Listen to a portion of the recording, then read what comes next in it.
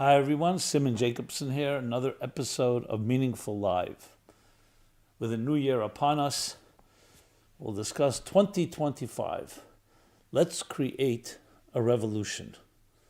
Yes. This program is dedicated by Joanne Schwartz in loving memory of her father Jacob Yaakov Ginsburg and her husband Stephen Shlomo Schwartz. May their memories always be for a blessing. With a new year upon us, there are many different approaches and attitudes people have. Some people are wary, cautious, fearful, especially based on past experiences.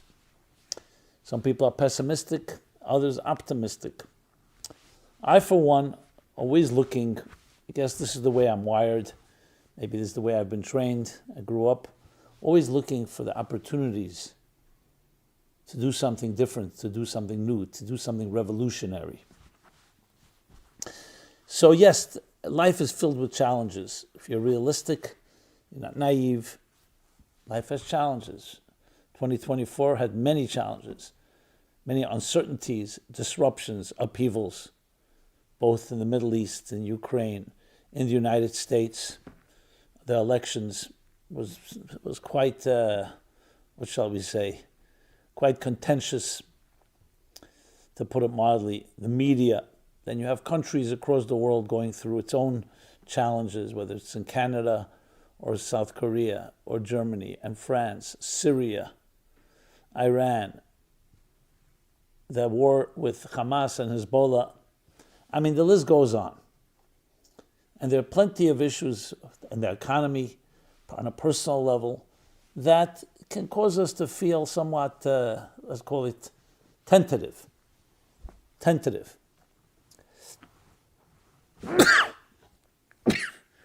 Excuse me. My approach is this, that with all those challenges, we also have tremendous opportunities. Look at technology. And I don't just mean that from a commercial point of view or ease of access and standard of living. But I mean it on a cosmic and even spiritual level. I know from my own work, the opportunities that AI is offering, the ability to translate, the ability to disseminate, to distribute content, repurpose content in ways that were unimaginable.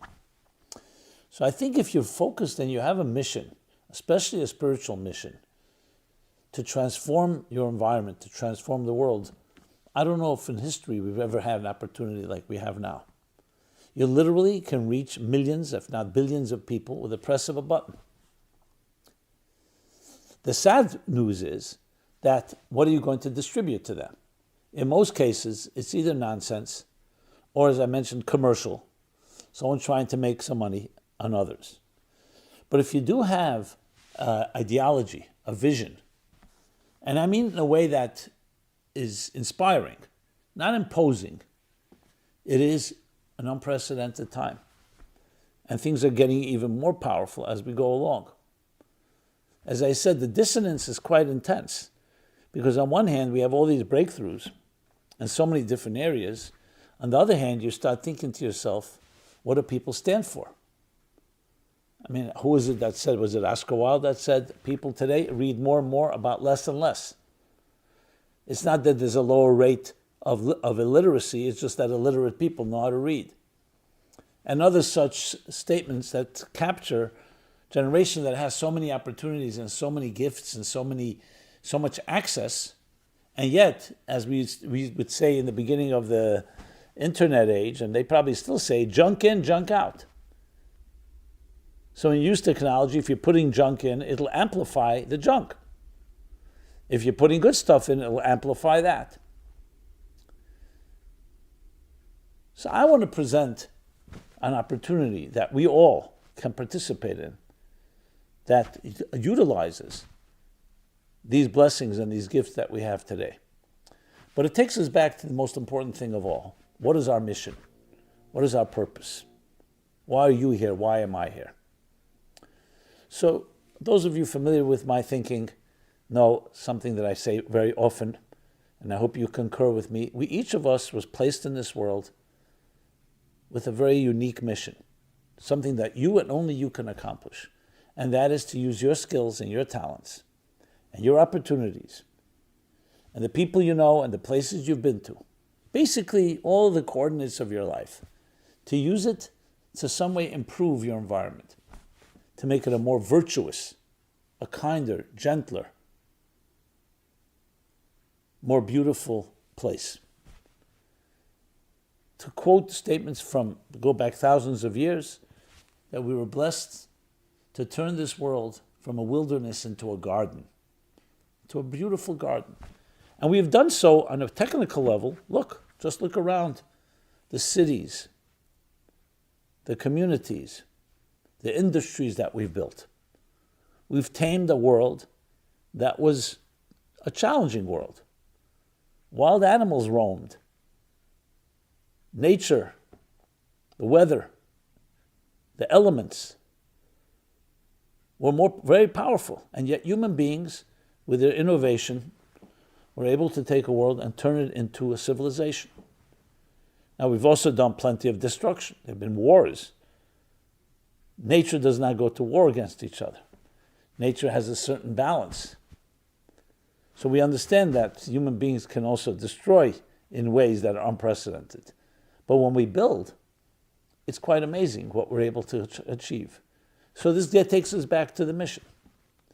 Are you here to just serve yourself, self-interest, or to use the Darwinian term of survival of the fittest, which has already been applied also to social Darwinism? Or are we here to serve a higher cause, a higher calling, to help each other? This doesn't in any way negate our personal interests. It just broadens it to a far greater responsibility. In a way, Abraham, the biblical Abraham, made that choice.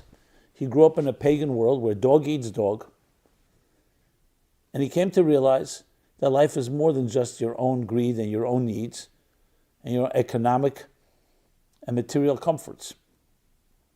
It is to illuminate and to transform the environment and the world around you.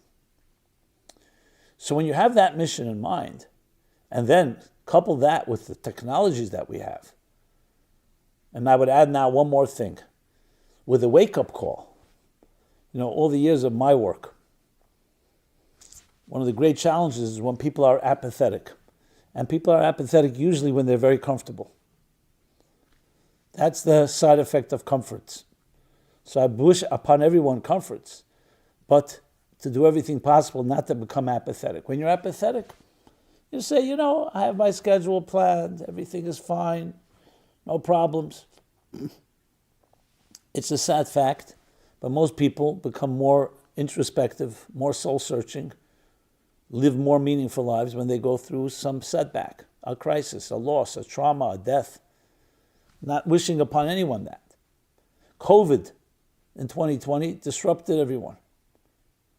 Our vacation plans, our schools, our work, you name it. And that created a certain stirring in the soul of people, individuals and collectively. I saw it very vividly in my work. Ever since it's been somewhat in that way, even though we're post-COVID, but there's a certain uncertainty that's hanging in the air with so many different factors taking place. This doesn't mean that everyone is suffering, but it means that it's challenging times. People are on alert. So when you have that type of wake-up call, and the technologies available to us, you have all the potent ingredients to create true revolution. So what does a true revolution consist of? And how do you achieve it? It consists of, think of the revolutions in the past. We've had the agricultural revolution, we've had the industrial revolution, then what's called either the atomic revolution or the information revolution or the computer revolution, which is really what we're in the middle of now, technology. We'll call it the spiritual revolution, which means where material life is a means to spiritual growth. And spiritual growth can be translated in many ways.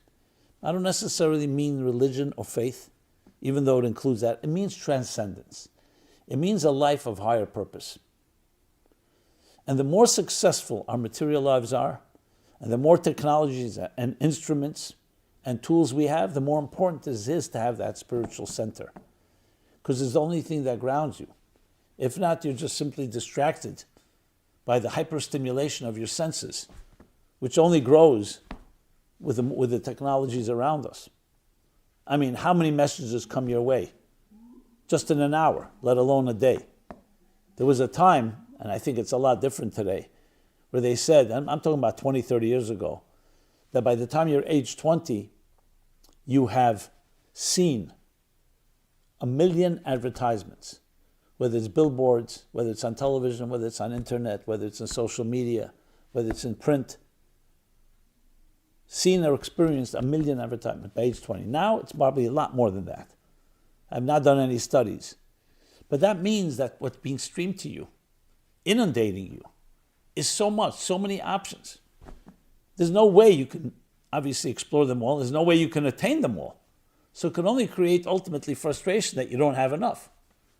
You know, when you're living in a little town and you have only 3, 4 options your whole life, yes, it doesn't have all the luxuries that we have today, but it makes things simple. You ever go to a restaurant with a menu that's 5, 10 pages? It becomes unwieldy.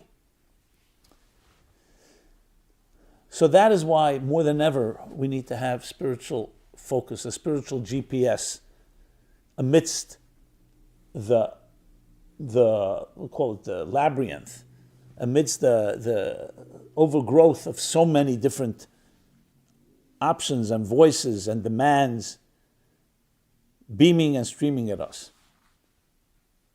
So spiritual revolution means focusing on what the purpose of your life is. What are your higher values? What mark do you want to make in the world? A vision for your life.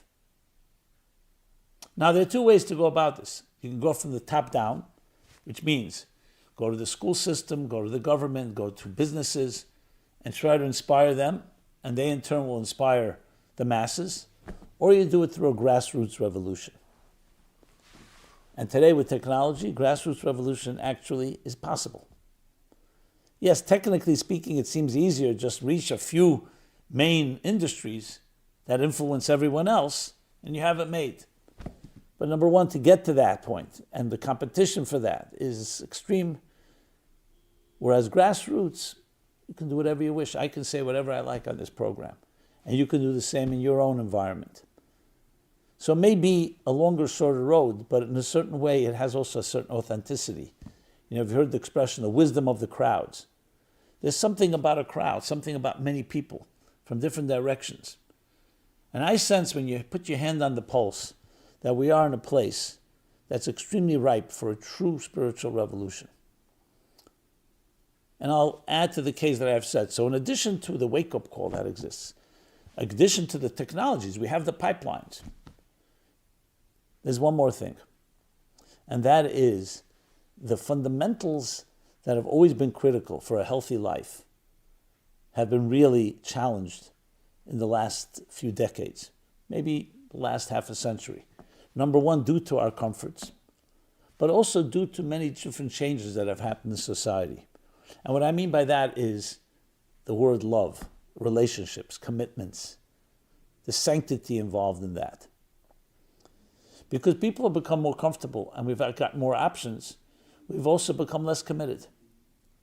Less committed in marriage, less committed to family, more committed to yourself, and to more, well, let's be blunt, to instant gratification, to fast food, so to speak. So what happens with that is a breakdown. Children need to have a healthy home. And there are enough children today that are hurting. Just look at the rates of therapy, of addictions, of medications that are being taken.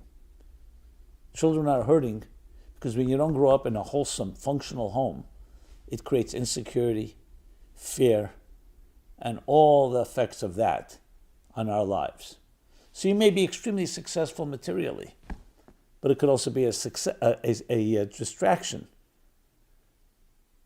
because there's an inner struggle internally. I sense that many people today want a craving for something healthy. They want to have a healthy love. They want to know they can love someone and someone will love them unconditionally, and not just for a night, and not just for a week, but for long term. And there's a certain collective, I don't want to use the word misery, but a collective pain out there that people are aware of. And that what happens then is often, when you hit rock bottom, as they say, there's only one way up. There's the only way up, the only one way out, which is up.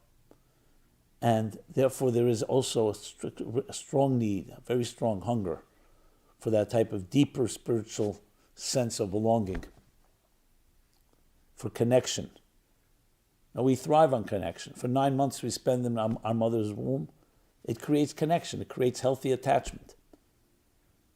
And then when we don't have that, and we're deprived of that, either in our homes or in our schools or in society in general, there's a certain deep loneliness that sets in.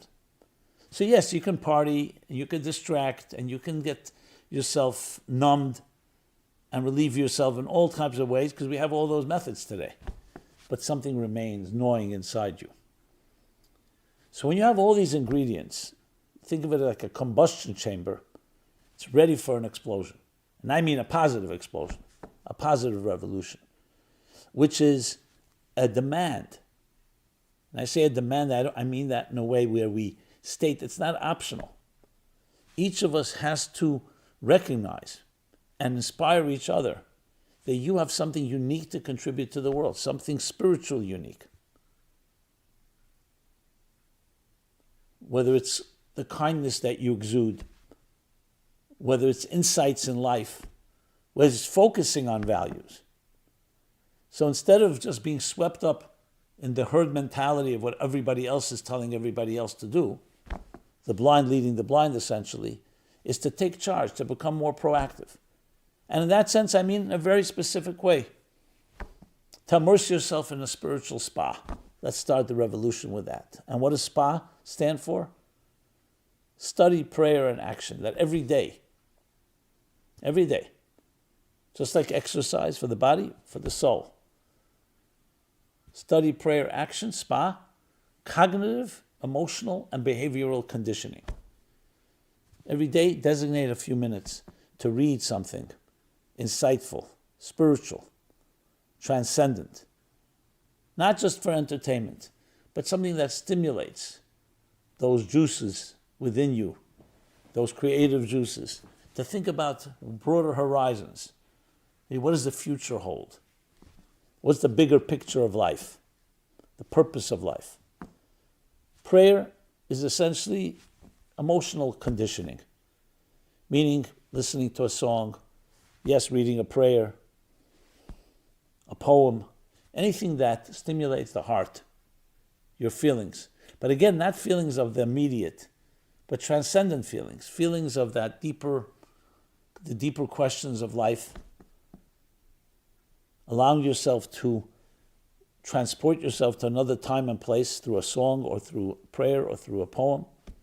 And finally, behavioral conditioning, that every day increase in acts of goodness and kindness. That could be either actually acting, volunteering, going to visit those that may be in need, sending out a text message to your list of people with kind words and inspirational insight or thought. In other ways that are action-based. These three forces, if you do this on a consistent basis, change you and change the world around you. But the revolution happens when there's the ripple effect, the butterfly effect. We share it with others. What happens ultimately, this creates like a compass, or think of it like roots of a tree, that with all the storms out there, and storms can be negative ones or positive ones, with all the information, the overload that's overloading and inundating us, you build these bearings that keep you grounded, because you know that every day these are the things you must do. That's how you create a spiritual revolution. And if each of us does that, and we reach out to our circle of friends, our sphere of influence, that's how you change things. And we are living in a time that it's really ripe for this. Try it out. You'll see how people respond. You just watch the media, watch the news. Forget about whether it's good news or bad news. It's just depressing no matter what. Because it's like this onslaught with pundits commenting on every every detail relevant or not relevant. Obviously, there's important things to know. And ultimately, a form of, if you want, titillation based on voyeurism, based on sensationalism, that feeds the lowest common denominator. So it's so refreshing when you hear something that's a little elevating, that's empowering, that's life-affirming. That's what we need to create. Now, I wish the media would be doing more of that, but it starts again. If grassroots want it, remember the customer is always right. The media can also change. So the bottom-up approach, the grassroots revolution approach, can actually change things from the top down too. But this is something we all have, it's all within reach, that all of us can do something about. So as we begin this New Year 2025, consider, this is maybe the ultimate New Year's resolution, to begin on a daily basis to infuse your life with more spirit, with more transcendence, with the things that are invisible. That's also a good way to measure it. The visible things we know. The visible things are the food you eat, the drinks you drink, the entertainment, the leisure, places you go to, shopping or visiting, travel, work. That's the survival aspect of your life, functioning.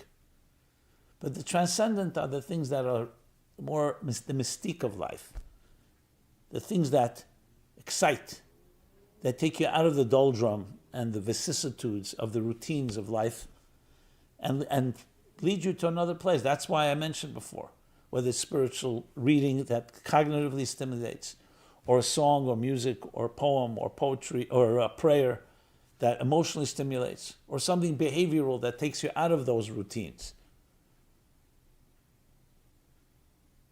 And the more the world around us becomes uncertain, the more upheaval there is, the more necessary it is to have this type of center, which creates also a peaceful center.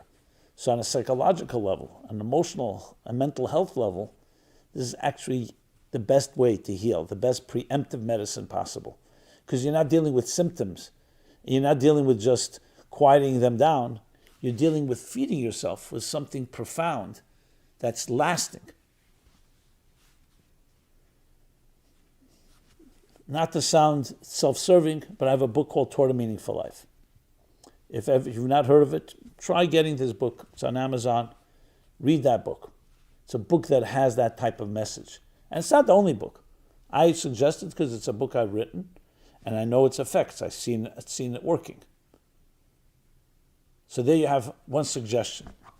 And I'd love to hear if you have any suggestions. I would pass it on. We can post it, whether it's a book or it's an article or it's a song or whatever it may be. But the most important thing of all is to start, is to do it. And the second most important is to share, to create that ripple effect, to create a type of momentum that begins to build.